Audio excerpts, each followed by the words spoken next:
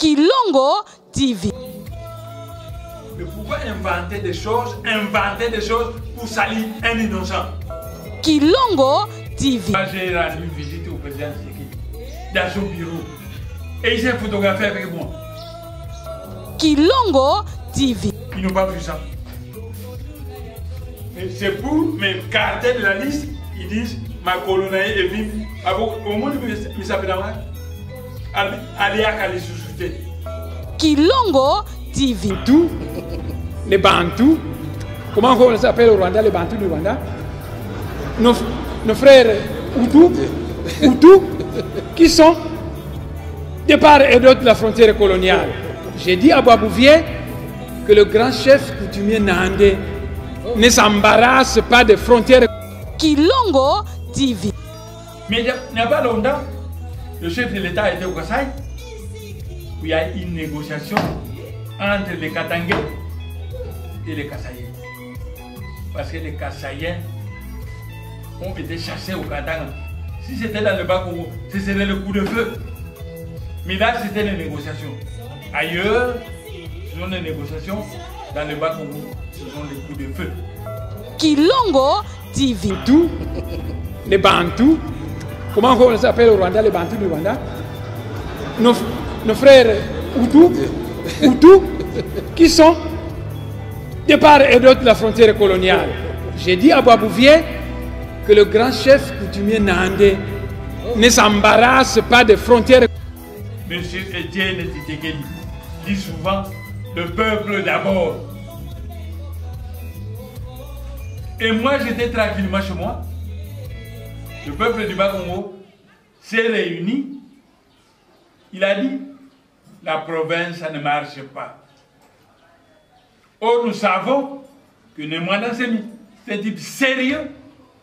Il a été au Parlement. Il a été le seul député incorruptible du régime du président Mobutu, du président Kabila. Mikolo, solingi o s'abonner au betika point. Kilongo TV. Kilongo TV.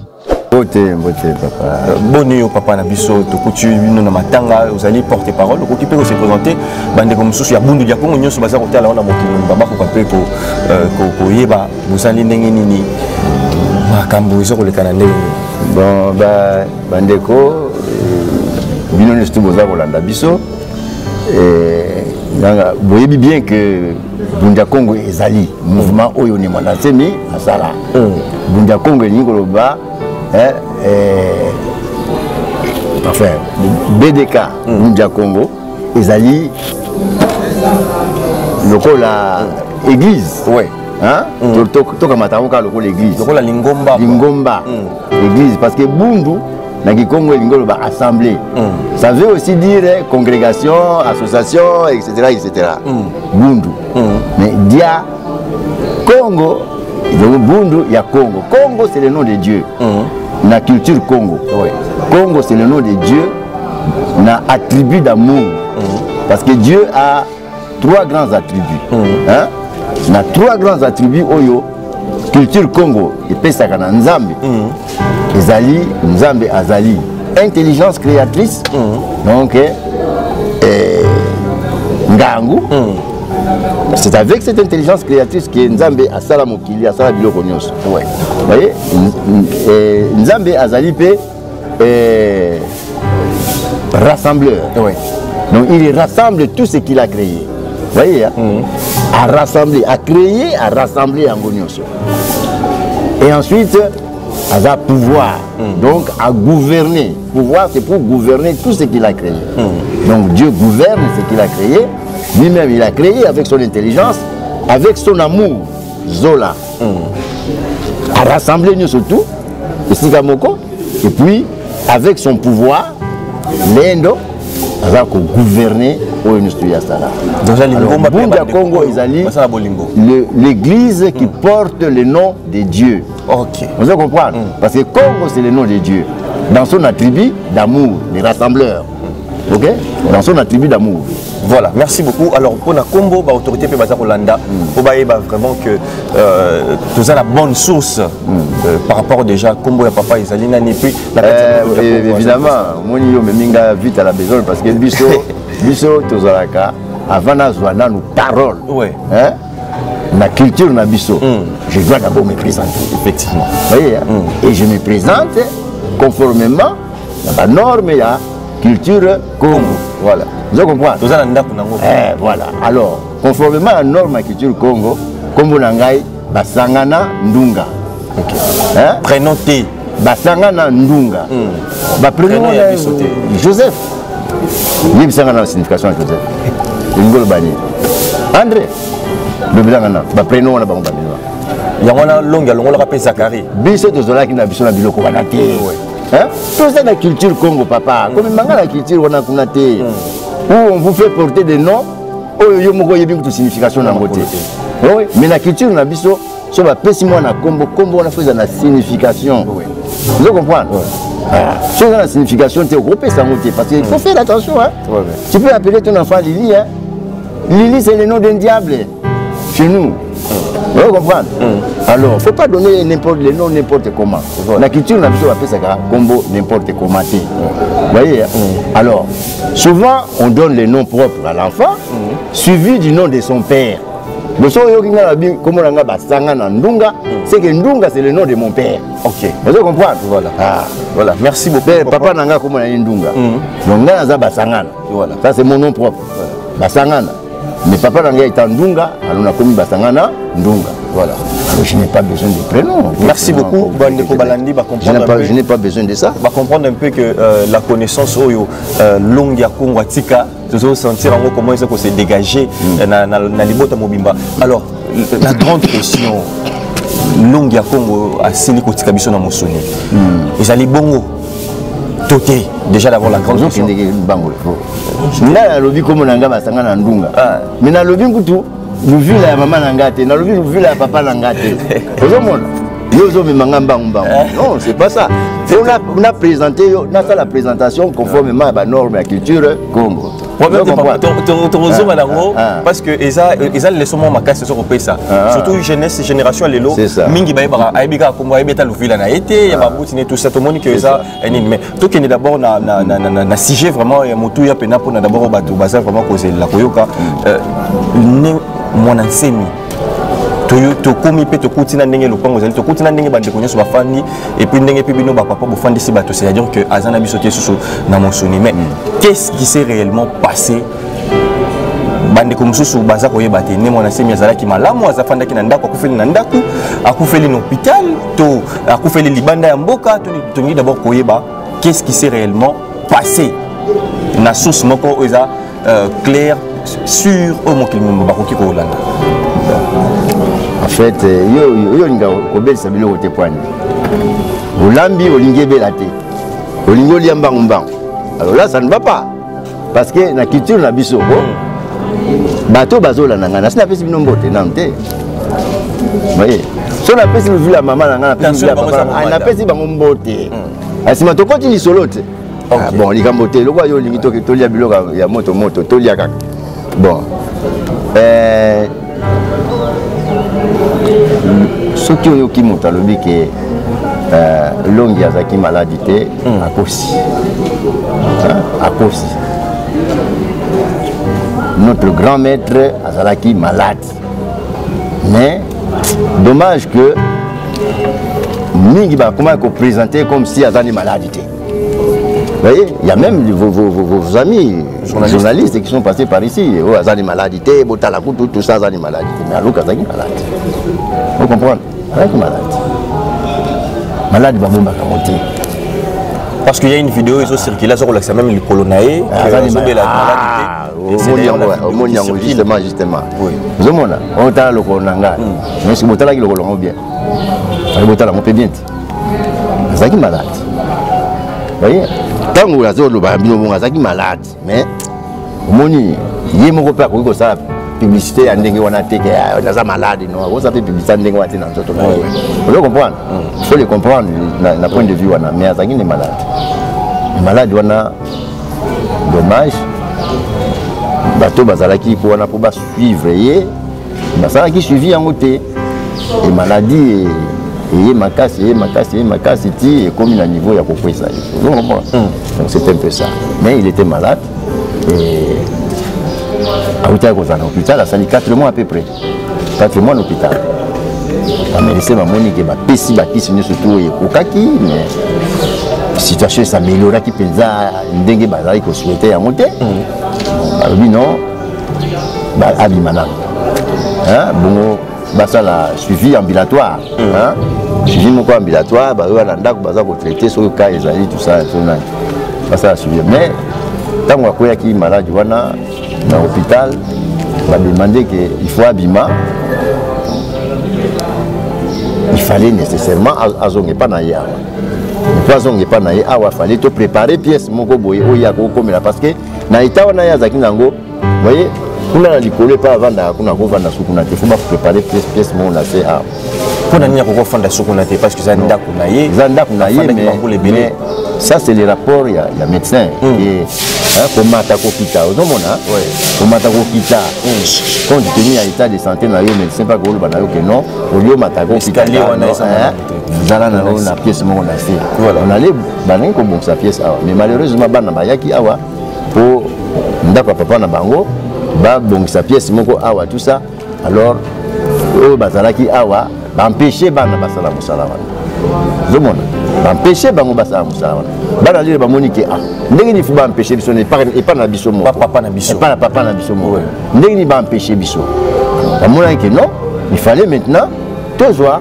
appuyer il y a justice pour établir biso na ba droit c'est ainsi que moi bana ba monaki ke ba droit na bango comment ki bafouer na ba o bazalaki na kati awa ba kesi koyo na ndenge ya justice pour justice après ça bango droit il y a suivre état de santé ya papa na bango na ko gérer pe ba bien ya papa na bango parce que ceux qui papa comme na niveau moko ke aza ko le balisu souté hein pour que sous la décision té voyez la justice va prévoir toujours désignation ya curateur ou curatrice il y a reprendre le papa on a en charge que sur Likambo on va se référer na curateur ou na curatrice wana c'est ainsi que justice a un rapport à médecin rapport le médecin va tindi rapport na justice justice a tali balobi oui en tout cas suivant rapport à médecin il faut te désigner curatrice vous voyez va désigner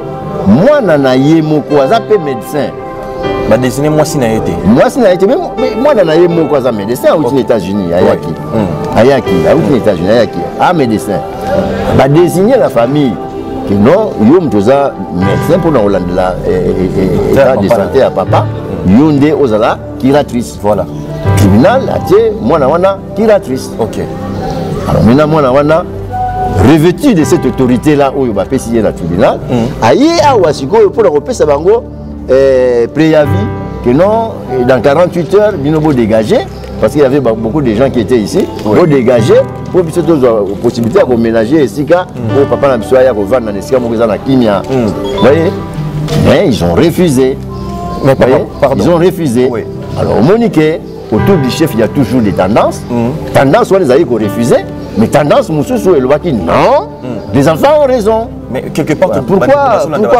ça voilà bah toujours comprendre na sens solo ba ke que bana ba ye ko senga papa na bango ba bonkisela esika mais est-ce que awa pe ba oyo bazaki o quand même bazali ko quand même bana na yo ba sengi que ba bonkisela esika ba oyo ba ko telemela bango il faut ça sorte bana na mususu ce que papa ne mona semi bana ne mususu bazaki awa to mama na bango nde azaki awa to comment ou be batu bani batu église bana bazaki ko telemela bango bazo telemela bana biologique ya ye moko ne mona bon bah le que non papa n'a pas tout botelé si kabaye na lupango awa banane bazotelé mais là-bas bon voilà cette précision là ils avaient quand même importante au moni tu parles qui que deuxième femme na ya bala ki moi ça me balé OK bano ba ki ko ya wana bano ya botaki na moi ça liboso bana na mikolo ouais mikolo wana botaki na bana na moi ça liboso bana wana ba kende mikili kotanga ainsi de suite amsu ba koma ba médecin ba ya ki bo ba bon ça papa na bango mais sikoyo maman oyo aye na libala aye pe na bana na ye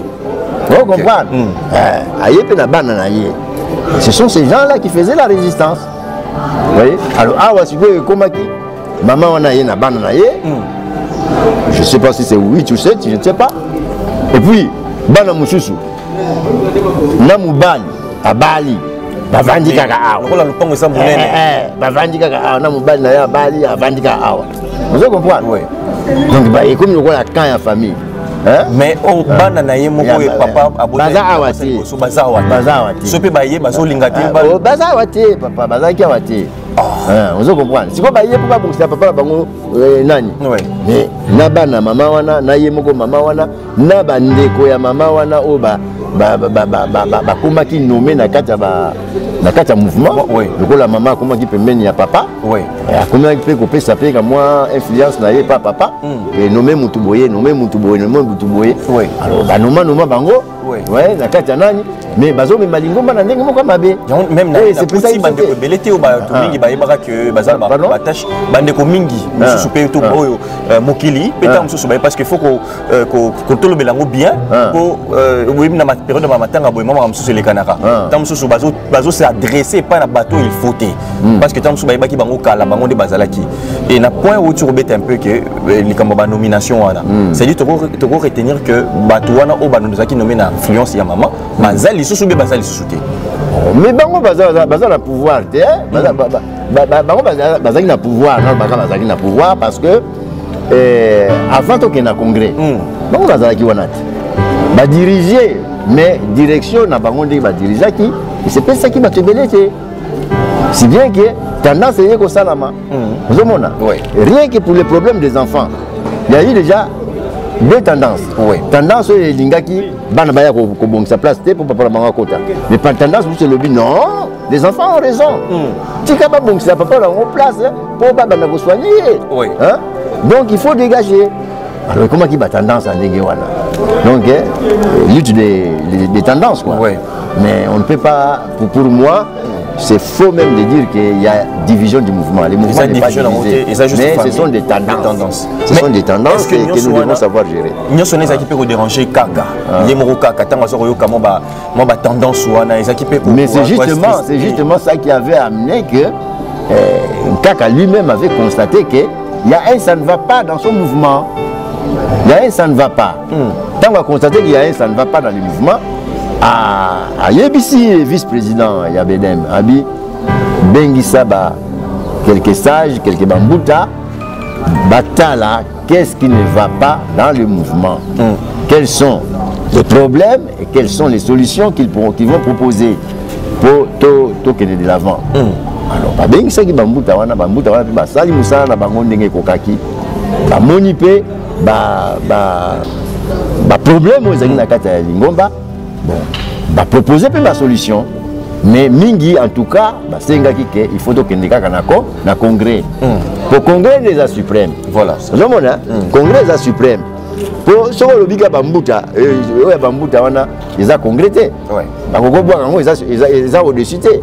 Mais ça donc na congrès, oh nous tout na congrès ça doit s'imposer à tout le monde. Donc parce que le congrès est suprême. Vous voyez, ce que na statut au monde, c'est l'organe suprême du parti. Vous voyez, ce qui est na statut, il y a un congrès, ça a toujours organe suprême. Vous voyez, alors, qu'est-ce qu'on a congrès? Quand on a dit que non, Bambouta Basaki Moussa na Bango, mais ils ont pas appliqué. Et comme ils ont acquis la décision il y a congrès, on pouvait rejeter ça ou faire un monde badingaki et ça dans le côté. Mais solution est mon analyse. Alors, non, la solution, il faut qu'il y ait un congrès. Moi, tout le monde a un congrès. Congrès, il y a bien ça dans la salle Picasso, vous voyez, du 16 au 22 mars 2023. Alors, congrès, et je vois qu'il y a des mécanos, nous surtout, on doit mettre ordre dans l'organisation. Mais au moment où le congrès a décidé, donc ça ordre dans la organisation, tout la décision, tout ça, mais ça n'a déjà collé. Pour nous relayer, le Rwanda est en facilité. Moi, ce que ça gagne beaucoup, c'est ça, il doit toujours vivre derrière. Vous voyez?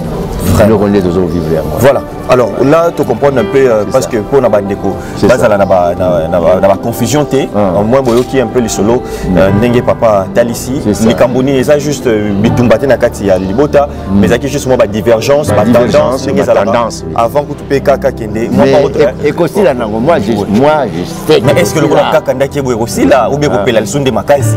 Non. Et aussi là, papa. Parce que mingi to mona raso qui colle le lingin kaka. So lingin si la té, c'est que lingin kaka té parce que lingin peut enseignement na été. Pour le enseignement où il y a pesibiso, ils ont enseignement à bolingo. Hein? Tu bunda pandu ka tu vambudi panduko. Ça comprendre nzinga. Canada Congo to zala kan ça comprendre nzinga. Tu as divisé en trois potes to 8 na 3 grands ancêtres. Hein? Ancêtre nsaku. Bakongo mushuba uti na ancêtre nsaku, bakongo mushuba uti na ancêtre mpanju, bakongo mushuba uti na ancêtre nzinga. Donc tout ça ça forme Canada Congo. Et alors un grand principe il y a culture Congo lobi nsaku mpanju nzinga tubunda mpandu katuvambuli panduko. Donc tu peux séparer la compétence na bisoté, force na bisoté, soto lito tonga mboka. Vous comprenez? Tu peux séparer ngote. Or tendance en sac et pesaki religion. Tendance en panzu et botaki na kati ya culture na biso et botaki science et technique. Vous comprenez? Bon, tendance en zingande et botaki politique.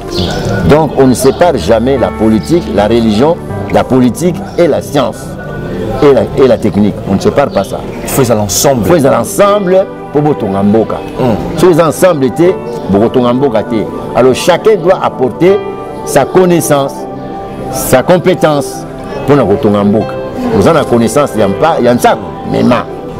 Donc il y a religion, mema. Vous avez la compétence, il y a nzinga. Donc politique, gestion de la cité, mema. Vous avez la connaissance, il y a la minduki, il y a machette. Il y a ça biloko to ko sala na kati ya société na biso nema. Mais est-ce que siko na mboka et que mais na matanga oyo vraiment pe ba parti nyonso wana au moins divergence ça qui ba kozala na matanga oyo mama pe mama ya liboso na bana na ye mama pe ya mibale na bande ko nyonso bango nyonso ba kozala pour mingi ba autorité même récemment on a yaka awa na délégation qui tous qui accompagné je crois na ministre yaka a hôtel en kaka bamona ka mingi mama oyo ya mibale moi autorité mingi même maman première dame maman Denise ayaki awa bonone ki mingi mama est-ce que ba kozana place na bango de ba rencontrer autorité ou bien ordre conseil à Sika Borozongi sa maman liboso toujours comprendre ou bien ba kozala ensemble ou bien ndenge to papa na bien maman liboso za kuna so continue komona ye kuna hein oui tangu maman ni bala kotaki awa maman wana za kokota ati ba okangela e porte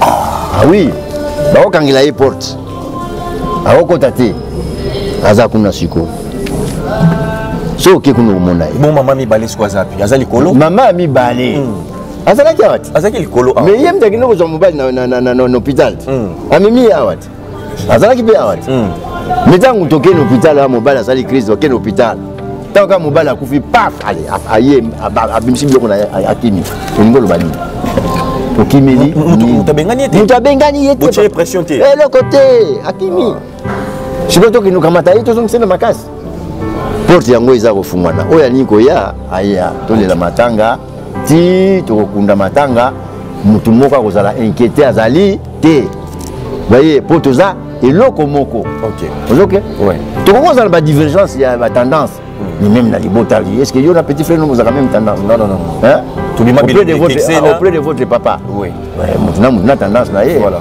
alors merci zakana ngokaka donc ba tendance wana ezali mais tokoyeba ko gérer yango kaka hein tobengani mutu te ye moko mama wana kimi na ye na alobi na ye ka azala donc masolo lukuta bimate après que oh babengana ki ye non wana lukuta soko yoki babengana ki ye lukuta boke lutuna ye moko babe akima ki pwani et pourquoi même avant ki manano abimisaki na biloko est-ce que zalaka abimi pe na kimia hein pourquoi na mutu kangu tezate bakimi na mutu ya grand maître wa piango ozomona ngwa tango yuza ko ya ozomona mitu oui jipe ça bakena ngo nyoso bakena ngo eza wapi takabakimi na ngoti hein donc maman na biso liboso ndenge to azana kati azana position même pas ya mutu kana ya jipo wana bazana ngoti aza na ngote aza kuna na kati soko tala ya zali toujours kende to sur la peine parce que ordre singeli et ma autorité peut pas mona parce que peut-être marambo le congrès a été institué pour remettre de l'ordre. Vous voyez, un pour tout le sembo ba bengisa qui est awa na yemoko grand maître. Alobi na yem pour tout, vous venez de sauver un bateau à naufrage avec le congrès. Voilà dans du maladie pour qui n'est kuna. Alobi l'amputo alobi vous venez vous avec tout ce qui était avec vous Nadika Lawana, vous venez de sauver un bateau à naufrage. Parce qu'à mon qui yemoko ça n'allait plus. Hein? Ça n'allait plus. Voilà. Bichard le bac d'absolu, il y a ça ne va pas dans du bundu. Bon le kilanga ba problème n'a pas solution. Il nous avait appelé Ngana Yakahawa. Na papa oui. Oui, na papa oui, to Yakahawa Msombali. Na papa Mibali bazana biso ate papa Kitoko di Fukidi na papa Kileki Bukasala. To Yakahawa to kuta na grand maître. Ah, grand maître, liga monini. Oh, il y a ça ne va pas dans du bundu. Bon le kilango ba solution. Ah bon? Tout ça là Moussala na papa Ozumona. Papa Antoya, il est là. Tout ça là Moussala na. Vous voyez? Oui. Mais Moussala wana loko les acquis suprêmes té. Les acquis Moussala ba décision ya congrès té. Ba nyati ngo kaka. Ba kipango té. Mais pourtant à chasser le naturel, il revient au galop. Bon chasser le Congo mais ils ont kakati. Voilà. Alors les médias pèsent la photo moi ils allaient circuler. Ils ont circulé bande kobele ba mona kiango il y a na mbete hôpital et puis maman deuxième femme naé ozo kengelaé mais autre ko c'est biso que moto ba pona ki zaki mona naé ya aux États-Unis oyo ya docteur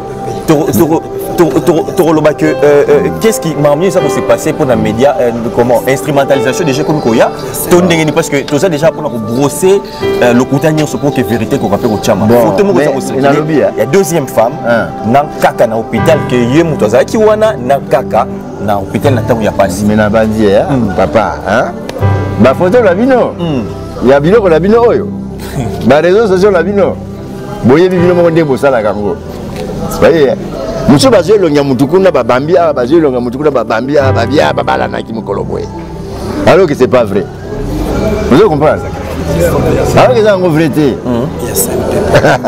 donc kaka boyebi makamuna ye abeli leloté ouais boyebi na ba congolais ne tout bayebi ke balobaka kaka abeli liboma ba mema yi wapi na CNPP ah boyebi yangote bazaki na deuxième femme na ye kuna ouais je sais pas comment tu photo on a yango na ça ko représenter lelo te voilà pesa qui préparer le mususu oh ya sika photo wana esa mambo ya kala ya sika pe ba photo na ngo pesa mwana na ye moko soki boluki yango boye ba hein mwana ya zaki kolandela ye mais maman pe azala ki garde malade maman deuxième femme azaki pe garde malade azaki pe garde malade bana bako benga na maman na bango te voilà moi ça papa na bango voilà na hôpital kuna ba na ki ete bazaki kaka wana mende hein moi na oya za docteur mikolo solingi o s'abonner au betika point Kilongo TV. Le business a ses idées, FB International Agence a ses abonnés. Le fret Europe RDC a retrouvé son identité. Pour l'envoi de vos colis, bagages, véhicules et autres, Courrier Express à destination Kinshasa RDC, une seule agence, FB International. FB Business, et pas Fisto Bassene, à Bizo Kotozane. Maringa 72. Maringa 72, c'est là, j'explique. Alors, Maringa 72, FB International. Nakasavubu, il y a Nakasavubu. Ça va sauter na Kasavubu na Maringa wana. La sécurité de vos bagages sont assurées en un voyage rapide et à bon port, quelle que soit la quantité. Du déposage jusqu'à l'entreposage, FB International assure comme jamais. Alors jamais. Nous organisons des frettes aériennes et maritimes. Awana FB International Business. Biloko et Komaka, Peto Zouaka. Pour plus de contacts, International. FB International. FB International. FB International. FB International. Balobi kuna nde masolo ya kati. mosusu olela mais FB International yango ni masolo. Alors le peuple Congo, vous m'entendez? Le peuple Congo a fait une pétition. Des milliers de pétitionnaires ont décidé que Némoine Nassemi puisse devenir le gouverneur du Congo central.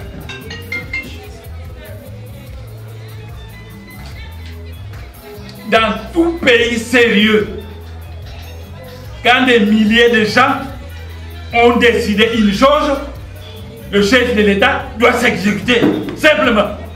C'est ça qu'on appelle le peuple d'abord.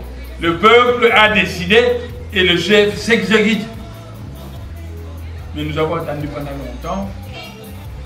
On a attendu. Et à la fin de compte,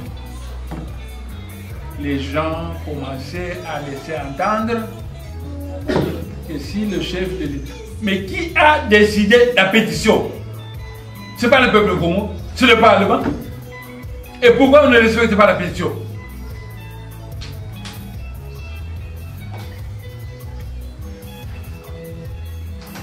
On a décidé. C'est comme si moi je le voulais. Alors que quand j'avais vu le président Tshisekedi, je lui avais dit de me trouver du travail. Si à ce moment-là, il m'avait trouvé du travail, moi je ne serais pas embarqué dans les histoires du gouverneur du Bas-Congo. Mais ayant trouvé qu'il ne me trouve pas de travail, les Bas-Congo ont dit non, c'est un type qui a toujours défendu les intérêts du peuple Congo. Nous allons faire en sorte qu'on fasse une pétition pour qu'il devienne le gouverneur du Congo. C'est tout. Ce n'est pas la faute de Bas-Congo, ce n'est pas ma faute, c'est la faute des autres. C'est la faute des autres. Quand on est chef, on a commis une erreur, on doit le reconnaître. Moi, j'ai rendu visite au président Tshisekedi dans son bureau. Et il s'est photographié avec moi. Je n'étais pas seul. J'étais avec Moutaoumbouda, j'étais avec Moutakibangu, j'étais avec... Et il s'est photographié avec... On s'est bien entendu. Par la suite, bon. Je me suis rendu compte que le slogan « Peuple d'abord », ce n'est qu'un slogan. Que ce slogan n'est pas respecté. Donc voilà. C'est pourquoi je me prépare à descendre en bas. Je me prépare à descendre dans le Bas-Congo. Mais beaucoup de gens, la cabale, sont mis à raconter des choses. Même à la radio, ils ont dit Némoine Nassemi, Makoloye Vimbi. Voici mes pieds. Et les journalistes sont venus photographier mes pieds. Ils n'ont pas vu ça. Mais c'est pour m'écarter de la liste. Ils disent Makoloye et Vimbi. Au monde, il s'appelle Aléa Kalisoussouté. Ils n'écrivent plus. Ce sont des baratins qu'ils ont racontés. Mais pourquoi inventer des choses pour salir un innocent? Donc, je vais descendre un peu.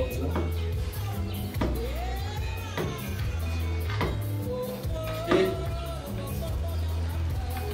nos frères de Bandundu ont formé aussi une délégation pour m'accompagner. Parce que quand le Bas-Congo se redresse, le Bandundu se redresse, les autres provinces de ce pays vont se redresser et nous allons aller de l'avant. C'est tout. Donc je demande à Moutaoumbouda